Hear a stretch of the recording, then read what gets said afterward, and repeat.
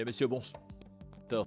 Antenne de la télé Futur Média, c'est parti pour le sommaire de cette édition. 30 ans de travaux forcés requis contre l'imam Aliou Ndao. La défense qui soutient que le procureur est dans son rôle ajoute que la peine demandée est l'exécution d'une décision dictée. Ouverture ce mardi du procès des faux médicaments au tribunal de grande instance de Diourbel. L'ordre des pharmaciens se dit déçu. Rien n'a avancé sur le dossier malgré 4 mois d'instruction.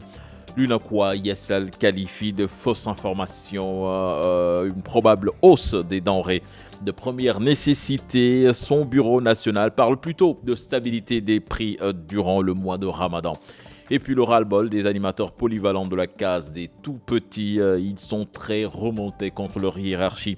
Ils déplorent leur statut et conditions de travail. Voilà le sommaire de ce 20h. Dans quelques instants, le développement.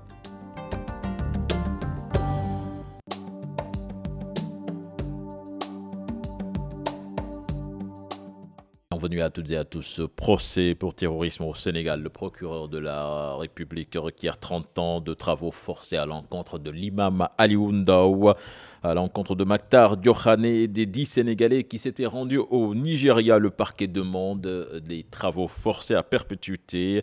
Parmi les 29 accusés devant la chambre criminelle, 8 ont été acquittés par le procureur pour absence de preuves.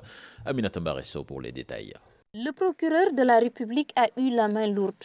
Dans son réquisitoire, il a demandé au juge d'infliger une peine de 30 ans de travaux forcés à Imam Aliou Ndao pour les délits d'association de malfaiteurs, apologie du terrorisme, financement du terrorisme, blanchiment de capitaux, association de malfaiteurs en relation avec une entreprise terroriste, détention d'armes et de munitions sans autorisation. À l'encontre de Mactar Diokhane, un autre accusé dans cette affaire, le ministère public a requis les travaux forcés à perpétuité. Il en est de même pour les jeunes Sénégalais qui s'étaient rendus au Nigeria. Les faits d'association d'actes terroristes, le procureur de la République les poursuit pour association de malfaiteurs en relation avec une entreprise terroriste, apologie du terrorisme, financement du terrorisme, blanchiment de capitaux, mais également contre Amissal, épouse de Mactar Diokhane, le procureur de la République a demandé la peine de 5 ans de prison ferme pour blanchiment de capitaux et financement du terrorisme. Quant à Koumaniang, une autre épouse de Mactar Diokhane, le ministère public veut que la chambre criminelle maintienne les accusations de blanchiment de capitaux et de financement du terrorisme pour une peine de 15 ans d'emprisonnement ferme. À l'encontre de l'ingénieur Alioune Badara Sall, le parquet demande la confiscation de la somme versée par Mactar Diokhane en plus des 5 ans d'emprisonnement ferme. 8 autres accusés semblent avoir plus de chance. Le procureur a tout simplement demandé leur acquittement vu les faits qui leur étaient reprochés n'ont pas été prouvés devant la chambre criminelle. Maître Moussa Sarr, pas surpris du réquisitoire du parquet pour l'avocat de l'imam Aliou Ndao. Cette peine requise à l'encontre de son client est une exécution d'une décision dictée. Je vous propose de l'écouter. Il est interrogé par Aminata Mbaresso. Aucune surprise, hein. Je m'attendais à la perpétuité d'ailleurs. Parce que, en fait, dans ce dossier, comme je vous le dis depuis plusieurs mois et plusieurs semaines, il n'y a rien de concret contre l'imam Aliou Ndao. Mais dès lors qu'il n'y avait rien de concret, et que finalement, on a voulu baptiser ce dossier Imam Aliou Ndao, c'est tout à fait compréhensible que le procureur demande cela. Il ne s'agit pas de faire œuvre de justice, mais il s'agit d'accomplir une mission. Le procureur a accompli une mission. Ce n'est pas une surprise. Ce n'est pas une surprise. Mais nous allons démontrer que le réquisitoire qui semble implacable du procureur ne repose sur aucun argument juridique fondé. N'est-ce pas? Tout est construction virtuelle. N'est-ce pas? Il n'y a aucune preuve matérielle. Aucune preuve matérielle. Ce n'est que des suppositions, comme nous le disions. C'est un procès d'intention contre Imam Ndao. C'est un procès combinatoire contre l'islam au Sénégal. Nous allons à l'intérieur du pays avec le procès des faux médicaments qui doit s'ouvrir ce mardi au tribunal de grande instance de Diourbel, qui ne répondra pas certainement aux attentes de l'ordre des pharmaciens qui, à travers son conseil, dit toute sa déception sur le fait que rien n'a évolué dans ce dossier, ce malgré 4 mois d'instruction. Les commanditaires et complices ne seront même pas appelés à la barre, regrette maître Abdoulaye Babou, que je vous propose d'écouter au micro de Babacar Diouf. Allons-nous assister à une parodie de procès ce mardi devant le tribunal de grande instance de Diourbel dans l'affaire dite des faux médicaments de Touba? En tout cas, le Conseil de l'ordre des pharmaciens du Sénégal le pense très fortement. Il n'y a pas eu progrès. Ce sont les mêmes personnes arrêtées par les gendarmes qui seront jugées demain. Et c'est là où réside notre déception. Un dossier si important, unique dans l'histoire du Sénégal, va être présenté au moment où ceux qui sont à la base, les commanditaires, seront exclus du procès. Commanditaires, organisateurs, financiers seront exclus du procès. Seuls deux lampistes vont comparaître. L'État arrête ainsi une occasion rêvée pour assainir le secteur de la pharmacie dans la ville de Touba, pense l'avocat. Il y a des portes, des pistes de recherche qui sont là, qui n'ont pas été exploitées. La gendarmerie nous a expédié 2 individus. L'instruction a duré 4 mois et ça n'a pas non plus évolué. Aujourd'hui, la situation de la ville sainte mérite d'être revue et corrigée pour sa conformité avec les enseignements de son fondateur. Je ne peux pas interpeller le khalife général. Je n'ai pas les pouvoirs ni les moyens.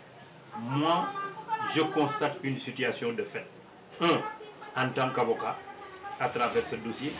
2, en tant que talibé mouride, ayant quitté Dakar venir habiter Touba, je suis déçu de ce qui se passe là-bas. Quel est le sort qui sera réservé à ces 2 individus arrêtés à Touba Belel? Seront-ils libres de toute poursuite? Seul le juge nous édifiera certainement ce mardi au tribunal de grande instance de Diourbel. À présent de l'affaire du capitaine Mamadou Dieye, toujours en détention après sa démission de l'armée nationale. Que prévoient les textes qui régissent l'armée? La rédaction a essayé de trouver des réponses. Il en ressort qu'un officier ne peut pas tout se permettre et avant de s'engager en politique, il y a des préalables. Al-Hassan Ba. Sa sortie a été déclencheur des ambitions bien affichées. Intégrer le champ politique. Le capitaine Mamadou Dieye a occupé les médias après son arrestation.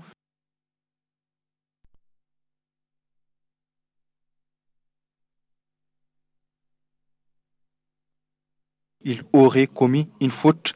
Le militaire, comme fonctionnaire, est aussi soumis au devoir de réserve, une obligation de réserve qui ne date pas d'aujourd'hui. Une jurisprudence est là, pas de dévoilement ni de propagande. Le militaire, il milite et il se tait. Comme l'a bien souligné notre source Jean au téléphone, un ancien du corps, quelques éclairages de sa part, mais pas au nom de l'armée. Pour intégrer la politique, il faut des préalables, soit démissionner ou cesser la fonction. Et c'est après 3 à 6 mois que l'ex-soldat peut s'engager, un engagement qui ne lui permet pas également de dévoiler les secrets militaires. Il est tenu de se réserver certaines choses. C'est clair donc, le capitaine Dieye a fait dans la précipitation, selon notre source. Et c'est une faute, le fait de vouloir s'adresser à la presse sans autorisation, une faute militaire, sanctionnée militairement. Un officier ne doit pas se permettre certaines choses.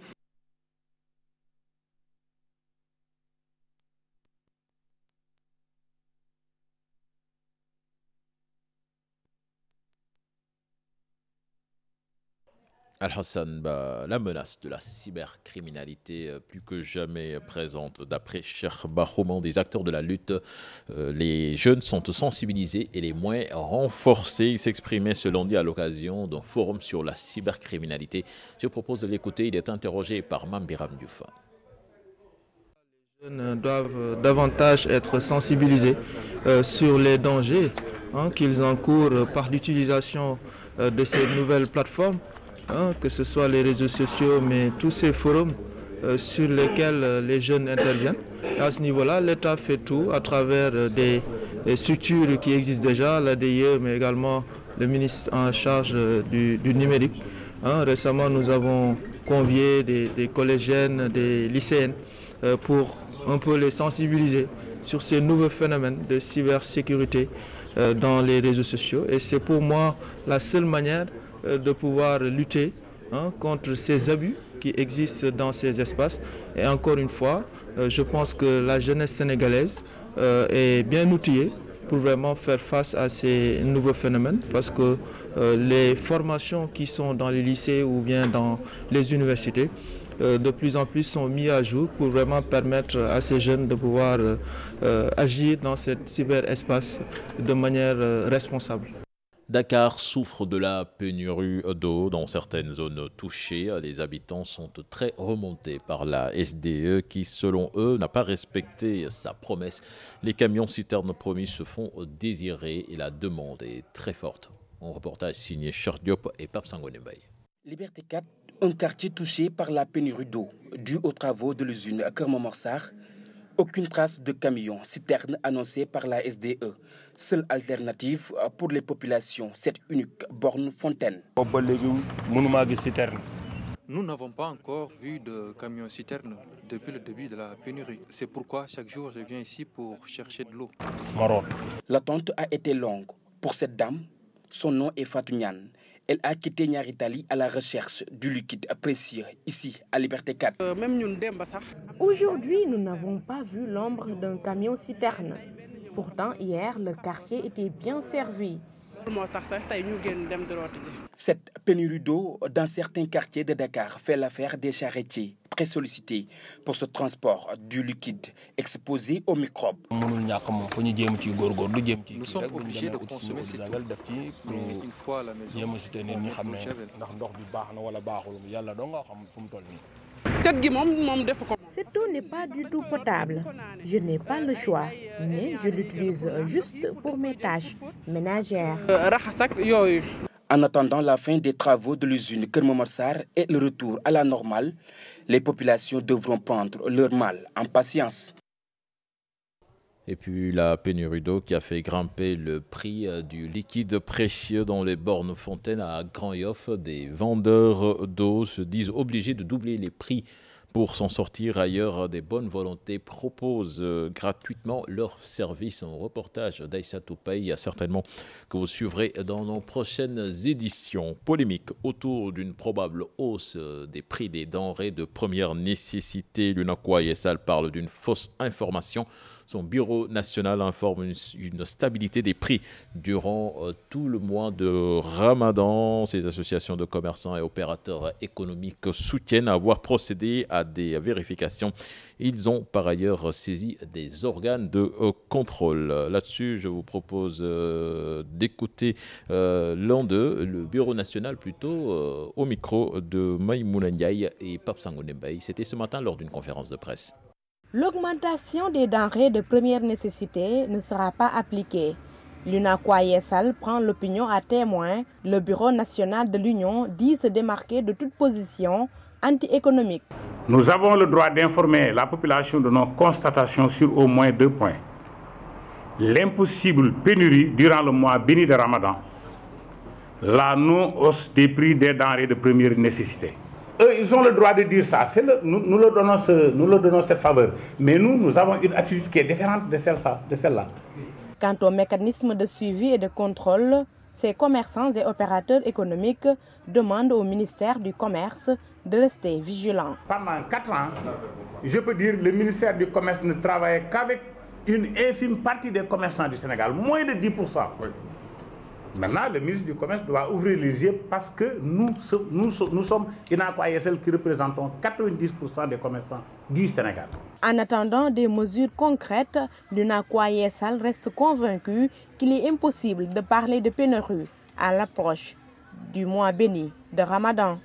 Justement, ce mois béni de Ramadan, c'est dans quelques jours. Les personnes atteintes de maladies cardiovasculaires doivent-elles jeûner? Tout dépend, selon le professeur Serigne Abdul Badeka. Il donne des conseils également pour surveiller sa santé durant ce mois de jeûne. Un reportage signé Mambiram Diouf et Diafaraba. De la fatigue, de l'essoufflement, rythme cardiaque rapide, même des vertiges, des symptômes qui nécessitent un diagnostic rapide. Les personnes souffrant de maladies cardiaques et le Ramadan, doivent-elles jeûner ou comment doivent-elles vivre avec leur maladie tout en observant le jeûne, professeur? L'islam est une religion de tolérance. Les cardiaques, certains peuvent jeûner, d'autres ne peuvent pas jeûner. Mais ce n'est pas une règle générale, c'est au cas par cas. Tout cardiaque doit aller voir son cardiologue avant le Ramadan pour prendre des conseils d'usage. Il est vrai que si vous avez un médicament à prendre en une seule dose, vous pouvez prendre ça soit au coupé, soit au lever du jour. Mais si vous avez 2 ou 3 médicaments à prendre à des heures différentes, vous ne pouvez pas gêner. Au service de cardiologie à l'hôpital de Dantec, parmi les personnes venues se faire consulter, cette dame qui nous raconte que l'année dernière, elle n'a pu gêner du fait de sa maladie. Il m'est très difficile d'effectuer certaines activités. Je dois dire que je bénéficie d'une prise en charge.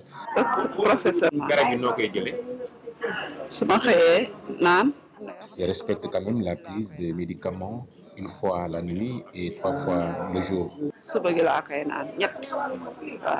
Autre conseil donné par le cardiologue et qui porte sur la pratique du sport en période de Ramadan pour les personnes qui veulent jeûner. Si vous voulez jeûner, vous ne pouvez pas faire du sport en plein milieu de la journée quand il fait très chaud et tout comme ça. Parce que vous devez boire et puis vous hydrater. Si vous ne pouvez pas ne pas faire du sport, faites-le le matin très tôt, mais vous risquez d'avoir très soif dans la journée, ou bien le soir, après, à la rupture du jeûne, ou bien juste avant la rupture du jeûne, comme ça vous pouvez vous hydrater correctement. Pour observer le jeûne tout en étant atteint d'une pathologie cardiaque, il faut bien prendre soin de son cœur, suivant ainsi les conseils de son médecin traitant. Je vous l'annonçais également dans les titres de ce journal, les animateurs polyvalents de la case des tout-petits très remontés contre leur hiérarchie. Ils déplorent leur situation et conditions de travail. Ils ont fait face à la presse cet après-midi. Compte rendu signé Habib Faye et Youssou Baro. Face à leur situation qui se dégrade de jour en jour, disent-ils, les animateurs polyvalents de la case des tout-petits veulent que les autorités y apportent des solutions. Dans cette contrée-là, vraiment, ce que nous constatons et ce que nous vivons, cela nous le déplorons fort et nous le crions. Et ce sont des conditions dans lesquelles où nous nous trouvons, cela vraiment, nous sommes à bout de souffle, jour et nuit, et nous sommes en train de travailler. Depuis lors jusqu'à présent, nous constatons des défaillances entre nous, case des tout-petits, et EFI. Ce qu'ils réclament au cours d'une conférence de presse, un stage et une formation. Nous sommes des enseignants depuis des années qui, jusqu'à présent, on ne connaît même pas notre sort.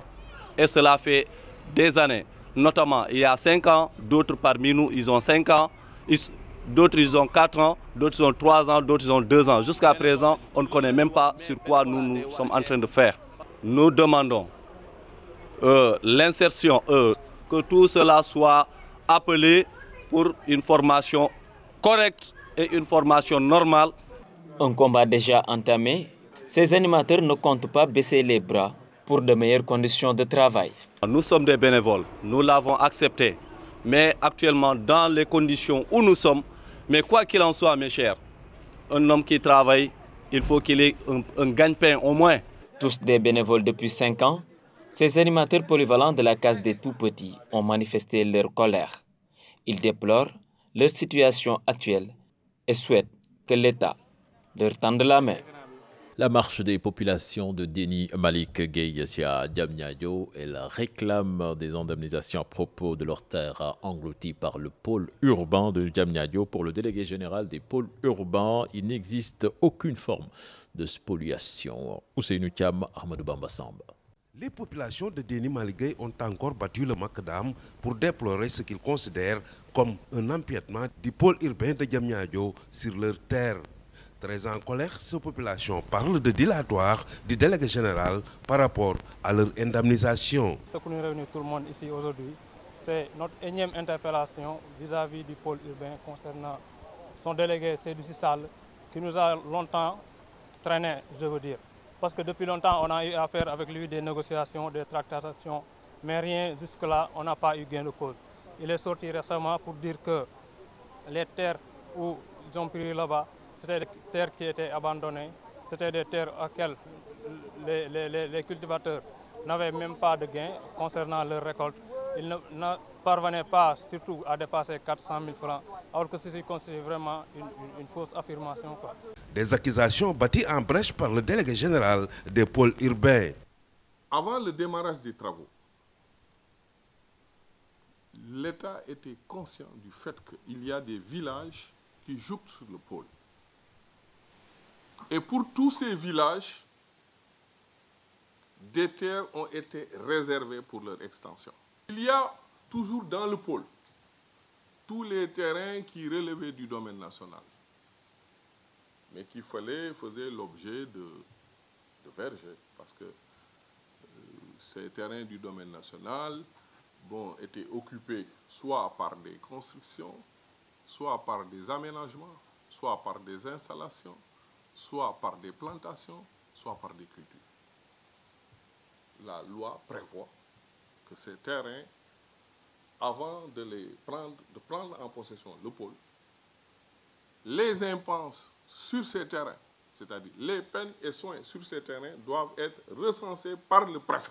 Ces populations de Déni Malick Gueye interpellent le chef de l'État et promettent de poursuivre le combat jusqu'à satisfaction de leurs réclamations. Nous allons à Kaffrine, la localité plongée chaque année dans le calvaire des inondations. Eh bien, le collectif des victimes des inondations demande au gouvernement cette année de prendre des mesures efficaces pour prévenir le phénomène. Les détails dans cette correspondance signée Ibrahima Diamé et Oumar Ndiaye. Ils sont encore sous la hantise des inondations à quelques 2 mois de l'hivernage. Chaque année, les habitants des quartiers Kaffrine 2 et Diamaguène Centre vivent le même calvaire des eaux pluviales qui les chassent de leur maison. Le collectif des victimes des inondations qui s'en est ainsi formé interpelle pour une énième fois l'État et dénonce par la même occasion les engagements pris à chaque fois mais qui ne sont jamais tenus. La commune de Kaffrine a toujours connu des inondations. Nous avons connu de graves inondations en 2013 et en 2016. Et pour rappel, Mme Aminata Touré, garde des Sceaux et ministre de la Justice d'alors, était venue ici s'enquérir de notre situation. Elle avait pris des engagements forts. Aucun de ces engagements n'a été respecté. Et idem aussi pour le ministre Khadim Gueye. Et pire encore, le ministre Diène Farba Sarr a détourné un projet de plus de 10 milliards de francs CFA, un énorme projet pour l'assainissement de Kaffrine au profit de la commune de Kaolack. C'est inadmissible.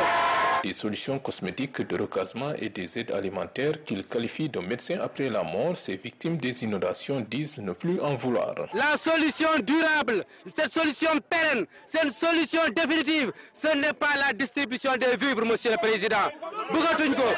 Cette solution durable, ce n'est pas nous recaser ailleurs. Cette solution durable, ce n'est pas des motopompes, l'installation des motopompes, mais un système. Il faut aménager un système d'assainissement autour de Kaffrine et dans Kaffrine. Nous voulons des bassins de rétention dans la zone périurbaine de Kaffrine. Nous voulons un centre d'épuration des eaux usées et des eaux pluviales à Kaffrine. C'est cela dont Kaffrine a besoin aujourd'hui. Presque à chaque fois que Kaffrine baigne dans les inondations pendant l'hivernage, les ministres s'y succèdent avec des lots de consolation pour venir en aide aux victimes et des promesses de solutions qui n'ont jamais connu de suite jusque-là. Ibrahima Diamé, les chefs de village de Bouroko, dans le département de Médina Yoro Foulah, s'impatientent de voir la promesse du chef de l'État sur l'indemnité se concrétiser. Ils l'ont interpellé dans cette correspondance signée Abdoulaye Diallo. L'association des chefs de village de Bouroko, commune du département de Médina Yoro Foulah, invite le président de la République à se rappeler de son engagement relatif à l'indemnité qu'il avait promise aux chefs de village. Les représentants de l'État au niveau village de la commune de Bouroko étaient en assemblée générale pour dire toute leur impatience de voir la réalisation de cette promesse. Au nom de notre association, mais également au nom de tous les chefs de village du Sénégal, parce que nous partageons le même mal, nous partageons les mêmes difficultés. Nous voulons vraiment que le chef de l'État aide les chefs de village à bien mener la mission qui leur est assignée. Lors de son discours à la nation, il y a 2 ans de cela, il avait promis d'accorder une indemnité aux chefs de village. Mais jusqu'à présent, ces propos ne sont qu'à l'état de promesse. Tous les dossiers qu'on nous avait demandé de fournir, nous les avons déposés au niveau de la sous-préfecture et depuis lors, nous attendons. Confrontés à d'énormes difficultés dans l'exercice de leurs fonctions, ces chefs de village sollicitent les largesses du chef de l'État. Nous rencontrons d'énormes difficultés dans l'exercice de notre fonction de chef de village parce que c'est au chef de village d'accueillir n'importe quel individu qui venait d'arriver dans le village et qui n'aurait pas de tuteur, quelle que soit son origine, son état, son comportement. Le domicile du chef de village est sa première destination. Malgré toutes ces responsabilités, nous, chefs de village, sommes dépourvus de moyens. Nous n'avons pratiquement rien qui puisse nous aider à mieux assumer notre... Président de la République, Le président de la République octroie généralement des récompenses à tous les Sénégalais qui se sont fait distinguer dans l'exercice de leurs fonctions. Pourquoi pas nous, chefs de village, qui avons de lourdes responsabilités? Une fois, un individu s'est présenté à moi pour dire qu'il désirait être hébergé dans le village en tant que saisonnier. Mais il n'a passé que 2 nuits chez moi. Le lendemain, il est parti avec une importante quantité de mes bagages qu'il m'a volés. Vous voyez combien de fois nous sommes exposés au danger. C'est pourquoi nous sollicitons de l'aide. L'ensemble des chefs de village de la commune de Bourouko étaient présents à la dite assemblée générale où ils ont fustigé le mauvais déroulement de la campagne de commercialisation de l'arachide, mais aussi ils réclament du matériel agricole et le démarrage des sessions de distribution des semences. En mode politique à présent, présidentielle 2019, Serigne Mbacké Ndiaye invite toute la famille libérale à s'unir autour du candidat Macky Sall. Selon le coordonnateur de Convergence patriotique, l'emprisonnement de Karim Wade ne doit pas demeurer en facteur bloquant. Le libéral était à Pikine. Serigne Mbacké Ndiaye que je propose d'écouter au micro de Salif Sow. Qu'est-ce qui oppose Macky Sall aux autres libéraux? Rien du tout. C'est pas un problème. Je dis tous les libéraux. Ce n'est pas un problème de programme, ce n'est pas une vision, ce n'est pas une idéologie, rien du tout. Si vous regardez bien ce qui se passe dans ce pays-là, Abdoulaye Wade avait beaucoup fait dans les grandes villes. Macky Sall est en train de beaucoup faire en campagne. Donc il y a une complémentarité par rapport au programme que Wade avait posé. Donc la logique voudrait quand même que tous les libéraux se mettent autour de Macky Sall et de le soutenir. Maintenant, comme j'ai dit, le seul point de divergence, mais c'est la traque des biens mal acquis. C'est, disons, l'arrestation, disons carrément les choses, l'arrestation de Karim Wade. Ce que j'ai fait pour sa libération, même Abdoulaye Wade, son père, ne l'a pas fait. Mais ça, c'est dans le passé. Li indi juuyo diggante Macky Sall ak président Wade kako def candidat à l'élection yi. Quand même, l'avenir du pays ne se résume pas à Karim Wade, ne se résume pas à Abdoulaye Wade. Senghor est parti, Abdou est parti, avant eux d'autres sont partis.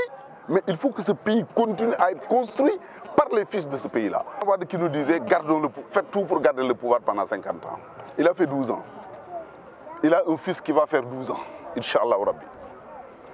Comment faire pour continuer à garder le pouvoir? C'est de soutenir ce fils-là. Et à la fin de son mandat en 2024, un autre libéral, son candidat, Fimé Tok de Wahayawal, 60%.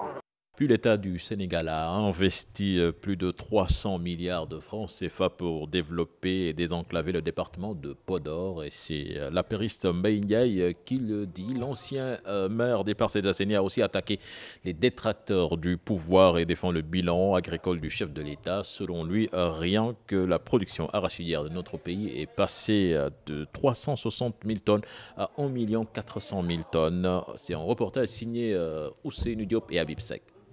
Pour sortir le département de Podor du sous-développement en développant plusieurs secteurs d'activité, l'État a investi plus de 300 milliards de francs CFA pour les travaux de la route nationale et la réalisation de plusieurs autres infrastructures pour désenclaver les localités du Fouta, dont l'île Amorphile, afin de booster l'économie locale. C'est ce qu'a fait savoir le président du conseil départemental de Podor lors de la cérémonie officielle du Gamou annuel de Souima. Le coût des travaux pour la route nationale et l'île Amorphile et l'ensemble des infrastructures constituent un montant de 300 milliards de francs CFA.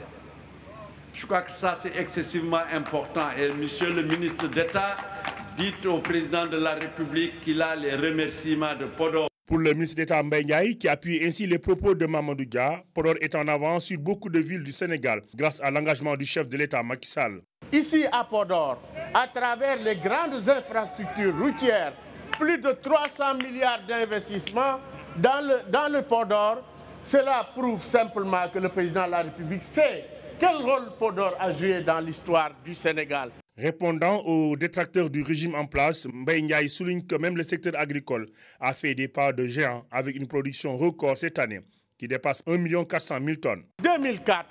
En 2004, on était à 260 000 tonnes d'arachides. Cette année, on est à 1 400 000 tonnes. Donc, ceux qui essayent de tromper les paysans ne font que se tromper eux-mêmes. Beaucoup d'efforts ont été faits par le gouvernement. Souima est un quartier religieux, a rappelé Racine Sy, le PCA de l'IPRES et organisateur de la manifestation. Suima est un grand village. Beaucoup d'érudits du pays ont été formés ici. Déjà au XIe siècle, Suima avait une université islamique, ce qui veut dire que Suima joue un rôle essentiel dans le pays. Depuis le XIe siècle. Les fidèles qui ont participé au Gamou de Suima ont prié pour que le chef de l'État Macky Sall puisse terminer tranquillement les grands chantiers entamés dans le nord du pays. Et puis en monde de sport, avec les lutteurs de l'arène sénégalaise qui continuent à réclamer une fédération à la place dont CNG, ils l'ont fait savoir cet après-midi au ministre des Sports. Matarba promet d'y apporter des réponses. Les détails avec Pape Faranig et Modou Diop. Non au CNG, vivement une fédération et la levée immédiate des sanctions contre certains lutteurs. Telles sont les doléances des acteurs principaux de la lutte qui ne décolèrent pas. Notre mémorandum, il y a le problème des assurances, le travail pour aller pour qu'on change le CNG, pour qu'on revienne sur une fédération. Mais une fédération, c'est un processus. Sanction, bien sanctionner la guerre. Parce que on est dans un pays de droit. Nous sommes des gens nga jiitu ko yenn ko loo xam ne attanu ko muy kas ay droit am nga koy suspendre loolu dictature la loolu attention te ñun loolu la ñuy dund ak CNG et on en est marre. fi nekk ba tey CNG dañuy abal ñun parewul sax pour ànd ak waa CNG pour mu leer yaa ngi muy dégg doo wax gi làq-làqul ko ñun ànduñoo ak CNG pour déwén nous sommes tous des Sénégalais et nous vivons dans un pays de droit. Une rencontre fructueuse pour apporter certains éclairages. Le ministre compte y apporter des réponses. Donc on va vers des concertations qui vont prendre en charge les préoccupations des acteurs de la lutte. On va s'accorder sur des points parce que sans règlement, il n'y a pas d'activité de lutte du tout. Bien évidemment, dans le mémorandum, ils ont parlé de fédération, mais qu'ils sachent, je leur ai dit, une fédération, c'est un processus. C'est des textes qui vont s'imposer, mais c'est des textes qui vont changer radicalement la manière de faire. Qu'ils ont parlé de coupure, ils ont parlé de sanctions.